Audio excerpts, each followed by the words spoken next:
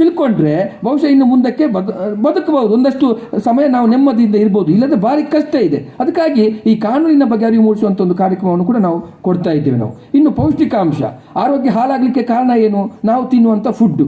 ಆಯಿತಾ, ಇವತ್ತು ನಮ್ಮ ಒಂದು ವಿಚಾರವನ್ನು ಹೇಳಬೇಕು. ನಾವೆಲ್ಲರೂ ಇವತ್ತು ತಾಯಂದ್ರಿಗೆ 2 ಮಕ್ಕಳು 3 ಮಕ್ಕಳು 1 ಮಕ್ಕಳೆಲ್ಲ ಇದ್ದೀವಿ. ನಾವು ನಮ್ಮ ಕನಸು ಏನು ಗೊತ್ತಾ? ನನ್ನ ಹುಟ್ಟಿದ ಮಗಿನ ಕೈ ಕಾಲು ಇಷ್ಟು ದಪ್ಪ ಇರಬೇಕು ಅಂತ ಒಂದು ನಿಮ್ಗೆಲ್ರಿಗೆ ಆಸೆ ಇದೆ. ಅದು ಆರೋಗ್ಯವಂತ ಮಗು ಅಂತ, ದಪ್ಪ ಇರಬೇಕು ಅಂತ. ಅದಕ್ಕೇನು ಮಾಡೋಣ? ಸೆರ್ಲ್ಯಾಕ್ ಕೊಡೋಣ ಅಥವಾ ಇನ್ನೇನೇನೋ ಪೆರೆಕ್ಸ್ ಕೊಡೋಣ. ಅದನ್ನು ಕೊಟ್ಟು ತಿನ್ನಿಸಿ ಮಕ್ಕಳ ಕಾಲನ್ನು ದಪ್ಪ ಮಾಡ್ತಾ ಇದ್ದೇವೆ. ಆದರೆ ಮಕ್ಕಳಿಗೆ ಎದ್ದೇಳಲಿಕ್ಕೇ ಆಗೋದಿಲ್ಲ. ಮಕ್ಕಳ ಕಾಲು ದಪ್ಪ, ಕೈ ದಪ್ಪ ಉಂಟು, ಬಹಳ ತೂಕ ಉಂಟು ಮಗು ಅಂತ ಹೇಳಿದ್ರೆ ತಾಯಿಗೆ ಸಂತೋಷವೇ ಸಂತೋಷ. ನನ್ನ ಮಗು ಚೆನ್ನಾಗಿದೆ ಅಂತ. ಇದು ಅಲ್ಲ ಸಂತೋಷ. ಆ ಮಗುಗೆ ಕೂತ್ರೆ ಎದ್ದಲಿಕ್ಕಾಗಲ್ಲ, ಅದು ಎದ್ದಲಿಕ್ಕೆ ಟೈಮ್ ತಗೊಳ್ತದೆ, ಕಾಯಿಲೆ ಮುಗಿಯುವುದೇ ಇಲ್ಲ. ಯಾವಾಗ ಮಗು ಸಣ್ಣಗೆ ಇದ್ದು ಅದು ಏನಿ ಹತ್ತಿ ಅಟ್ಟ ಹತ್ತಿ ಇಳಿದು ಪಲ್ಟಿ ಹೊಡಿತದಲ್ವ, ಅದು ನಿಜವಾದ ಮಗು ಅಂತ. ಆಯಿತಾ, ನಿಜವಾದ ಮಗು. ನಮಗೇನು ಮಗು ಸಪುರ ಇದೆ ಏನೂ ಇಲ್ಲ ಅಂತೇಳಿ, ಸ್ಕೆಲಿಟಿನ್ ಥರ ಇದೆ ಅಂತ ಕೆಲವರು ಹೇಳ್ತಾರೆ. ಆದರೆ ಅದು ಮುಖ್ಯ ಅಲ್ಲ. ಮಗು ಸಪುರ ಇರಬಹುದು, ಆದರೆ ಆರೋಗ್ಯ ಇದೆ ಅಂತ ನೋಡಿಕೊಳ್ಳೋದು ಹೇಗೆ ಗೊತ್ತಾ? ಅದರ ಚಟುವಟಿಕೆಯಿಂದ, ಅದರ ನಡವಳಿಕೆಯಿಂದ. ಅದು ಹಾರ್ತದೆ, ಕೂಗ್ತದೆ, ಮೇಲೆ ಹತ್ತುತ್ತದೆ, ಕಿಟಕಿ ಹತ್ತುತ್ತದೆ, ಇಳಿತದೆ, ಪಲ್ಟಿ ಹೊಡಿತದೆ, ಬಿದ್ದು ಎದ್ದೇಳ್ತದೆ, ಏನಾಗಲ್ಲ. ಇದು ಆರೋಗ್ಯವಂತ ಮಗು ಅಂತ ಅರ್ಥ. ಇದು ತಾಯಂದಿರ ಕನಸಾಗಬೇಕು. ಅದಕ್ಕಾಗಿ ಪೌಷ್ಟಿಕಾಂಶಯುಕ್ತ ಆಹಾರದ ಬಳಕೆ ಹೇಗೆ ಮಾಡಬೇಕು ಅಂತ. ಮೊಟ್ಟೆಯನ್ನು ತಿನ್ನಿಸಬಹುದು, ಆಯಿತಾ, ಮೊಳಕೆ ಬರಿಸಿದಂಥ ಹೆಸರು ಕಾಳು ಅಥವಾ ಬೇರೆ ಬೇರೆ ಕಾಳುಗಳನ್ನು ತಿನ್ನಿಸಬಹುದು, ಸೊಪ್ಪುಗಳನ್ನು ತಿನ್ನಿಸಬೇಕು. ಇವತ್ತು ಆಯಿಲ್ ಫುಡ್ ಬಗ್ಗೆ ತುಂಬ ವಿಷಯಗಳು ಬಂತು.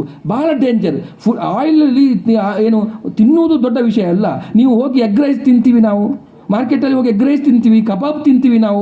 ಬಟ್ ಆ ಕಬಾಬನ್ನು ಕಾಯಿಸಿದಂಥ ಎಣ್ಣೆ ಎಂಥದ್ದು ಅಂತ ನಾವು ಯೋಚನೆ ಮಾಡಬೇಕು. ಎಗ್ ರೈಸ್ಗೆ ಹಾಕಿದಂಥ ಎಣ್ಣೆ ಎಂಥದ್ದು ಅಂತ ನಾವು ಯೋಚನೆ ಮಾಡಬೇಕು. ಅದು ಎಷ್ಟು ಸಮಯ ಆಯಿತು? ಅದನ್ನು ಬಾಯ್ಲ್ಡ್ ಮಾಡಿ ಕಪ್ಪಾಗಿ ಎಷ್ಟು ಅವನು ಸಮಯದಿಂದ ಅದನ್ನು ಕಾಯಿಸ್ತಾ ಇದ್ದಾನೆ. ಅದನ್ನು ತಿಂದರೆ ಹಾರ್ಟಿಗೆ ಬೇಗ ಪ್ರಾಬ್ಲಮ್ ಆಗುತ್ತೆ.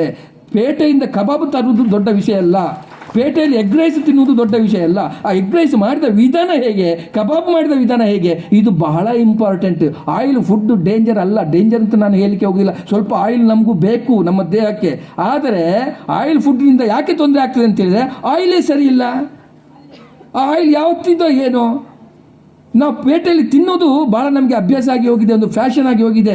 ಇವತ್ತು ಕೆಲವು ಕಡೆ ಫಾಸ್ಟ್ ಫುಡ್ ಅಂತ ಇದೆ. ನಾನು ಬೇರೆ ಬೇರೆ ಕಡೆಗಳಲ್ಲಿ, ತಾಲೂಕುಗಳಲ್ಲಿ, ಜಿಲ್ಲೆಯಲ್ಲಿ ಕೆಲಸ ಮಾಡಿಕೊಂಡು ನಾನು ಬಂದವನು. ಇವತ್ತು ಒಂದು ತಳ್ಳು ಗಾಡಿ ಇಟ್ಕೊಂಡ್ರೆ ಅಲ್ಲಿ ಎಗ್ ರೈಸ್ ಇರ್ತದೆ, ಗೋಬಿ ಮಂಚೂರಿ ಇರ್ತದೆ, ಗೋಬಿ ರೈಸ್ ಇರ್ತದೆ, ಬೇರೆ ಬೇರೆ ಇರ್ತದೆ. ಎಲ್ಲರೂ ಹೋಗಿ ಅಲ್ಲಿ ತಿಂತಾರೆ, ಖುಷಿ ಆಗುತ್ತೆ, ರುಚಿ ಇರ್ತದೆ. ಯಾಕೆ ರುಚಿ ಇರ್ತದೆ ಅಂತ ಕೇಳಿದ್ರೆ ಅವನು ಏನು ಐಟಮ್ ಹಾಕ್ತಾನೆ ಅಂತೇಳಿ ಒಮ್ಮೆ ಸುಮ್ಮನೆ ಕೈ ಕಟ್ಟಿ ದೂರದಿಂದ ನೋಡಬೇಕು. ಎಗ್ ರೈಸ್ ಮಾಡುವ ವಿಧಾನ ಅಂತೇಳಿ ಒಂದು ನೀಲಿ ಬಾಟಲನ್ನು ಹಾಕ್ತಾನೆ, ಒಂದು ಗ್ರೀನ್ ಬಾಟಲನ್ನು ಹಾಕ್ತಾನೆ, ಒಂದು ರೆಡ್ ಬಾಟಲನ್ನು ಸುರಿತಾನೆ, ಒಂದು ಕೈಯಿಂದ ತೆಗೆದು ಹಾಕ್ತಾನೆ, ಇನ್ನೊಂದು ಕಡೆಯಿಂದ ಎಡಗೈಯಿಂದ ಹಾಕ್ತಾನೆ, ಆಮೇಲೆ ಅಡಿಮೇಲೆ ಮಾಡ್ತಾ ಇರ್ತಾನೆ, ಆಮೇಲೆ ಕೊಡ್ತಾನೆ ನಿಮಗೆ. ಆಹಾ, ಭಾರಿ ಟೇಸ್ಟ್.